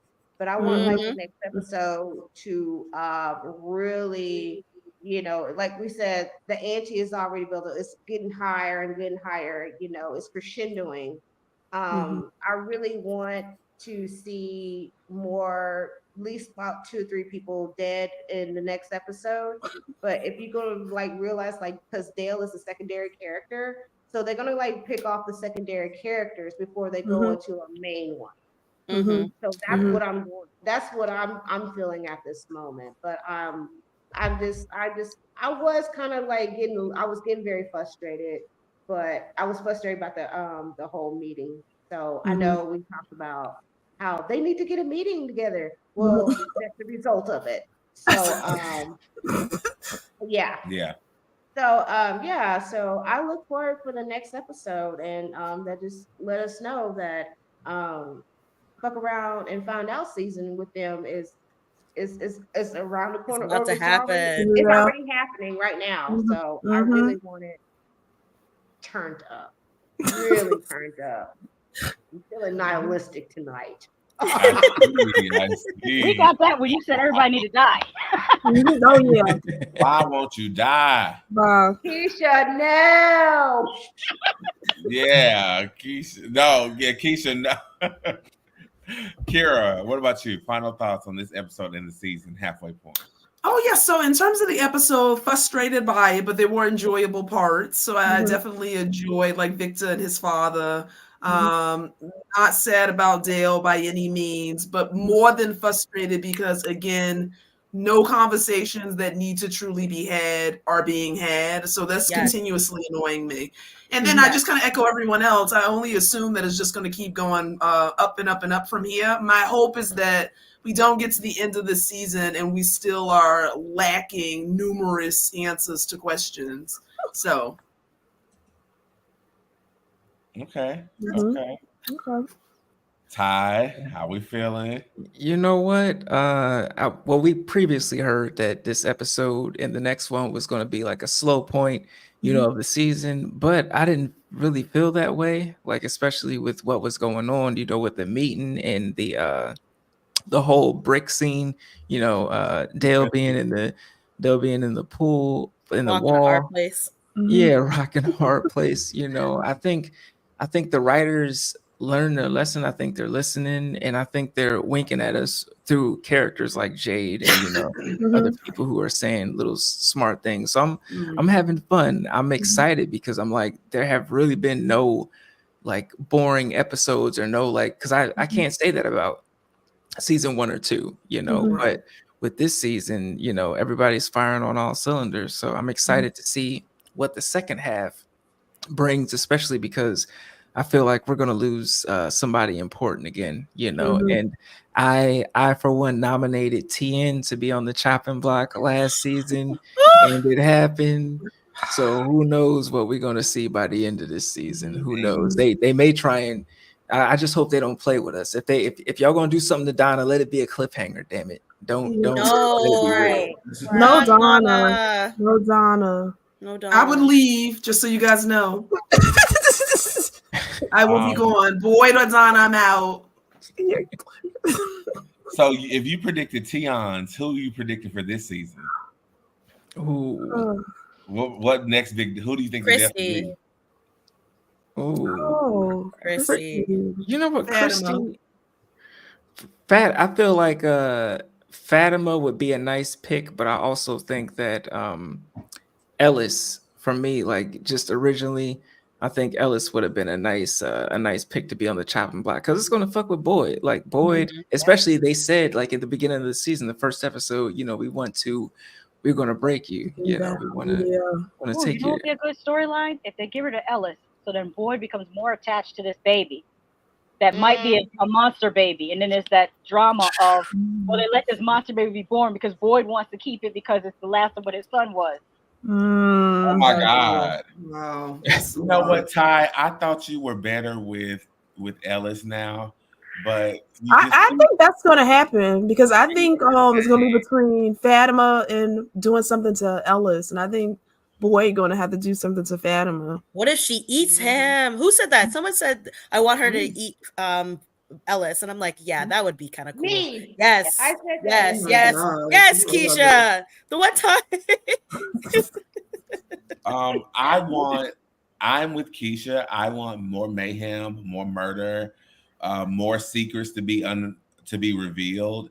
I think that they may shock us with Jim being the one. I said last week that if you're not connected to a major storyline, you're going to be on the chopping block. And the people that are connected are the people with visions and Boyd and Donna. So that's Jade, that's Lois Lane, that's Elgin. But Jade has visions too. Yeah, I know. I'm saying the people that are connected to okay. That's Jade, that's Lois Lane, that's Elgin, that's Ethan. Julie, when her eyes went white, she saw Julie.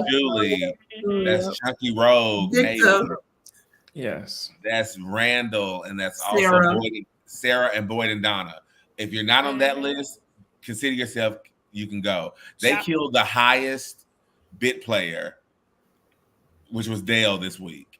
They could have killed somebody else, but they killed the highest person on the lowest side of the call sheet. So I think that if you're not connected to a storyline, you're gonna lose it. You're not gonna make it out of this season, and I think that's great. I have a question about Fatima. Do you think that she's only attracted to dead people's blood, or like could Randall fall asleep and wake up to her licking his face? I want to go if it's not rotted. Yeah, I think rot is. It's gotta be like rotting. Yeah. She's probably like a fungus on the inside, like some Last of Us type stuff going on. Oh, yeah. Listen, we need more attention. We need more attention in the scenes. We need more chase scenes. We need more, more horror elements, spread out. We don't always need to see somebody's, insides ripped out, but we definitely need more horror elements, the big band and everything. And cardio. More cardio. We need some more cardio. Yes, especially after I just seen Mads recently. I'm like, it's you know what would be a game changer with this series if they can now come out in the daytime. Ooh. Yes. Wow. I'm just saying. They gotta trap them somehow, though. They gotta like round them up like cattle or something. And have they tried burning them, like a Molotov cocktail, and then? They do have a lot of liquor. That's actually on the list of things to do. In episode 2, Boyd and Kenny were like bad boys. Yes, they were gonna go in the. Yes, they were gonna throw that. You're right. You're right. But they didn't follow. That needs to resume. That needs to resume. Yeah, it really does. It needs to resume. Yeah. I also want for Jay to rise up and be the main character as he deserves to be. Agreed. It's time. As you all know, Jade is who I stand for. Oh, really? I couldn't tell. Oh, you couldn't. You couldn't. Jade is who I stand for. And so I want my boy to be at the forefront, making shit shake and not being so hysterical all the time. Yes. I love it, but just as all great things, must conclude, that concludes our episode for the week, ladies and gentlemen. Make sure that you are subscribing to Scream Kings. Hit those notifications, make sure you're checking out the other content that they got going on as well, on Mondays, and any other live streams, the new seasons coming out. So make sure you check them out. I am Evil, aka the Evil Tyrone. I'm on Evil Live on YouTube with my lovely co-host, Lady Evil. We just found out that we'll be back at BlurCon, ladies and gentlemen. For the thriller season. Few surprises. And yes, make sure you check us out. Also, we got Kira and Mika in the building, double feature podcast. Make sure you subscribe to them. Check out their YouTube channels. Awesome. Kicking it up a notch this season. I see. Consistency.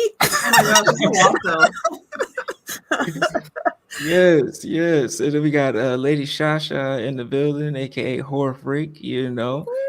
Doing her thing, which I love that you have a sheet that breaks down all the different lives that you are on and a part of. I love it. So make sure that you are, subscribing and checking out, her content, throughout all the multiple platforms, YouTube, the Hood Podcast. Yep, Hood Podcast. Yes, Hood Podcast. Despite the title, it's all things Black geek culture. I don't know why Jay named it Hood Podcast. People think we're just only going to talk about hood shit. I think you know why. Yeah. Yes. It's given Black Miles and Spades. Yeah. You know what's funny? I used to have a podcast on Apple when I was in college, and we used to always say that we was broadcasting from across the street from where the niggas play spades at, because my neighbors play spades in their garage. Crying. I've never been spades. We got Vanta in the building. Thank you for joining us for the first time. Hope that you join us again for future iterations. This was so fun. Yes, you can definitely check out her work as well, especially following her on TikTok and keeping up with all the things that she's got going on, heavily into the creative juices. This one, with her hands, as well as Shasha, I forgot to mention. Oh yeah, both are crafty. Both are crafty. I recorded my first makeup tutorial. It's how to do I need to watch that. Yeah, it's how to do Freddy Krueger face with $6 products worth from the Dollar Tree. So. Nice. Okay. Love it. That'll drop on Friday. Oh, awesome. Yes. And we also got Keisha, she stepped out, Keisha from the Random Horror, podcast, the Random Horror Show, and we love her for joining us, even if she's not on camera, always in the comments, supporting the Fromily. So make sure you definitely subscribe to her and check her out on everywhere that you can, subscribe to podcasts, ladies and gentlemen. But that's going to be it. That's going to be another episode from the Fromily. Make sure you check us out next Wednesday at 8 p.m. Eastern on any one of these YouTubes that we broadcasting from. Make sure you check us out. And thank you for everybody in the comments. Will Smalls, Ty Briggs, the Motivational Misfit. I like that. Daryl Seymour, Michael Anthony. If I missed it, I do apologize. The chat was jumping today. The chat was definitely jumping. A lot of love today. Dirty X, Vanessa Wicked, YHM77. Everybody. I think In Love with Horror was in here tonight. Thank you, Doug S. Everybody who was showing us love. We love you. And, we're going to see you next week. And that's going to be the end of it. Make sure that it's peace, love, and horror. And also, what do we say, Taymon? Scream you later. Scream you later. Get out of here. Bye.